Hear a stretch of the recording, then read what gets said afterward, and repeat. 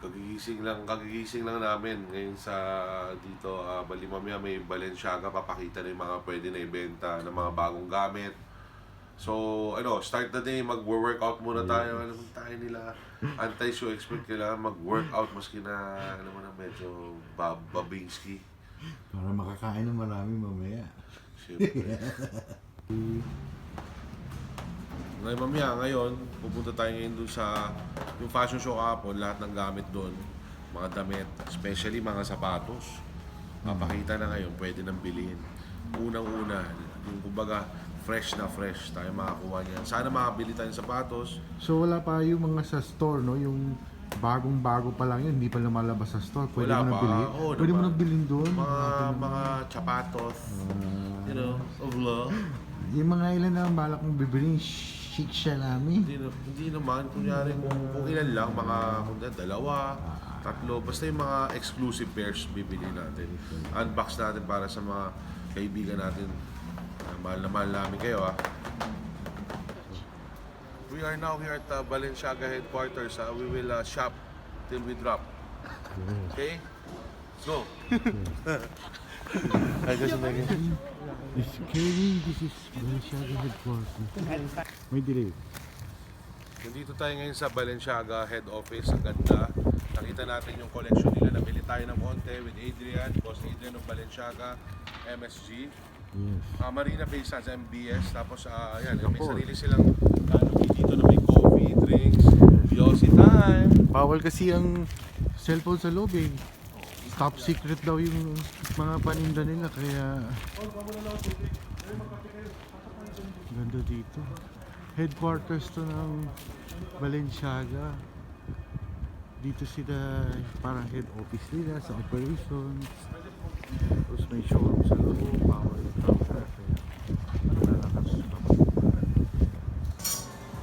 Ito yung canopy nila na ginawa nila para sa VIP lang. Tapos dito magko-coffee, drinks, lahat. Ang ganda, oh. Makeshift lang, pero ganda ng garden lahat. Ito dito pwede ka order coffee, french fries, burger. Dati siya simbahan. Hospital, simbahan. So now we're at La Atelier of Joel Robochon. Siya rin may-ari ng Cebuchon. Hindi lang. Bali ito, magasarap daw dito, sabi ng boss ko na si Doc Steve Lim, ha? Doc Steve. Yes, Doc Doc Steve. Hi, Doc Steve. So The now, man. we're gonna order. I'll show you the food later, okay? Okay. Profit from that because the season is very short during the year. I order spaghetti with black truffle. Okay. Maybe for us three, how many? Two? For 3? Oh, no. Well, if you just want to taste, one portion would be enough. If you just want to share and to take. Okay, one order. Yeah. And then on the menu, I'm just going to let you know that the most famous course would definitely be the famous langoustine. Is this langoustine longanisa? I'm not sure. Tell me. I think you can. No, I'm not kidding. Okay. No, it's not. It's you know the variety, the Norway lobster. What? The Norway lobster. It's served in a ravioli with a sauce with truffles and One foie gras. order. We'll do one So we order. just share. You also want to have foie gras? No, I don't. My friend told me the doctor the steak is good here. Yes, exactly. We have the famous ribeye steak on the black onyx right Two. here. 2 ribeye steaks as well. Yeah, well done. Well done. 2 ribeye steak, Yeah. and you should know that the signature dish is actually the baby lamb chops. The baby Oh, lamb. we don't eat lamb. No lamb. Okay, we'll skip the lamb. If you would care for fish, we also do have right here the salmon. No salmon. Either the salmon or the turbot. No turbot. Okay. Chicken. Well, in that case, we do have the gyoza. It's small ravioli stuffed with chicken. One. Okay, Yeah. we'll do a gyoza. And then there's in Joel Robochon in Hong Kong there's lobster. Very nice. Well, we do have a. All the wines. What's that good enough? 2 steak. Yeah. Well, so that's good. 2 enough. steak, the famous langoustine right here. 1 portion of steak. So now we're going to the jeep. We're to the very base. And there's the We're already a bit late. in France, and you take your time.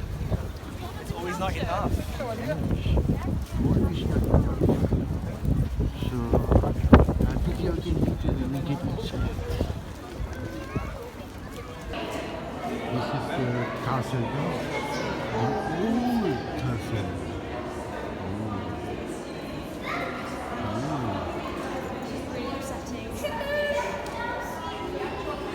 Looks so old.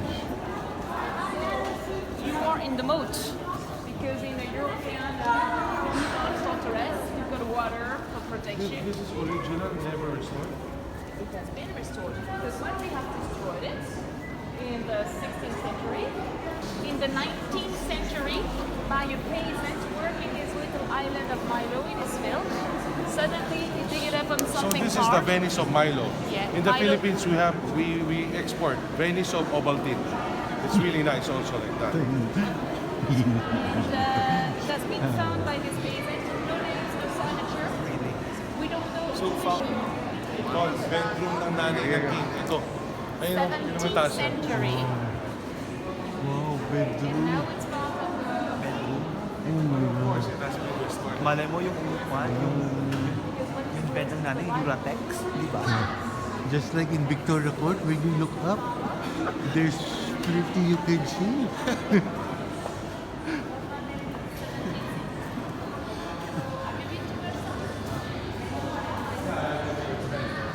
before.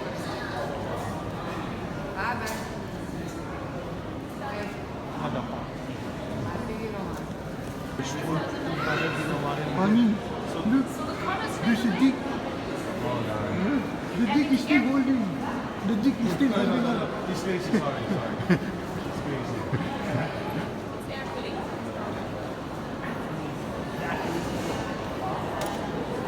Hagod yun. Ganun. Like one of the gods. It's rather multi-hand to a couple of fingers, and that's the biggest ever found. Because you have plenty of little one when you travel in Mediterranean countries, but here really big. And really I impressive. had this aging. Russia blue. Has been activated. Did the king buy a Leonardo painting? Yes, we have 5 Leonardo thanks to the king. The only museum in the world to find Leonardo da Vinci. Jesus Christ. Carlo da Vinci. Saint John the Baptist. That's the title. Saint John. Yes, it's a Catholic subject. Leonardo, 1, 2. After, that's the second Leonardo da Vinci. This one. Yes, and it's named the Virgin. Mona Lisa. Bigboy Cheng, what do you think about this painting? I think Leonardo da Vinci is the best. And he's part of the Teenage Mutant Ninja Turtles. Gusto mo picturean kita? Ano? Ikaw, Ton. Picture ka. Ayoko. Picturean kita. So nice.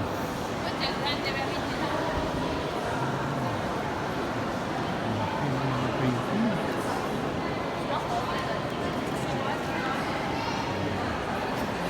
All around. All the colors are dirty, yellowish, brownish, greenish. On the horizontal line, you've got a tiny triangle of the ship which is going to save them. But now, Who's the artist? Jericho. Popular, right? King owns this. King's, no, he has no success at all because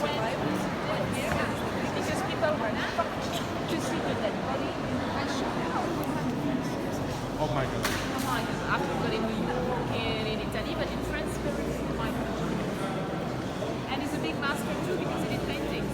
That's why he has never finished the statue because he was busy How with about, the you 16th. got Michelangelo, Raphael, Donatello, and Leonardo. How about Master Splinter, no? The painting, their teacher. Teacher, Michelangelo, he followed some professor, but what is really important for Michelangelo that when he was a teenager, he worked in the priesthood of Carrara, so he knows how to work on the block of marble. He doesn't have a teacher.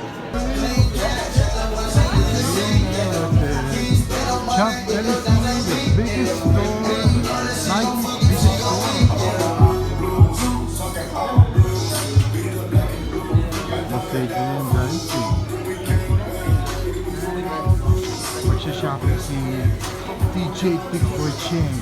Tingnan nga natin ano mang magbibili niya.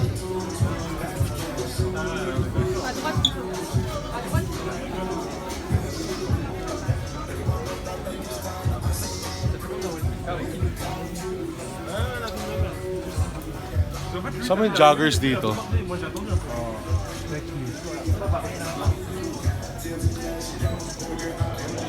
Anong natin?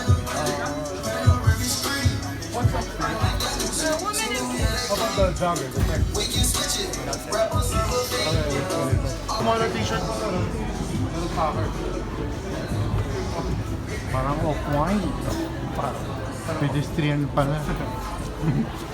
Parang biging. Easy.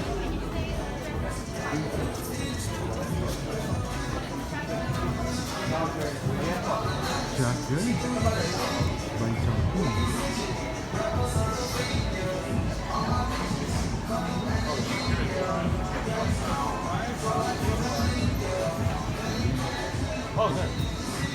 Hi guys. Shopping na rin ako.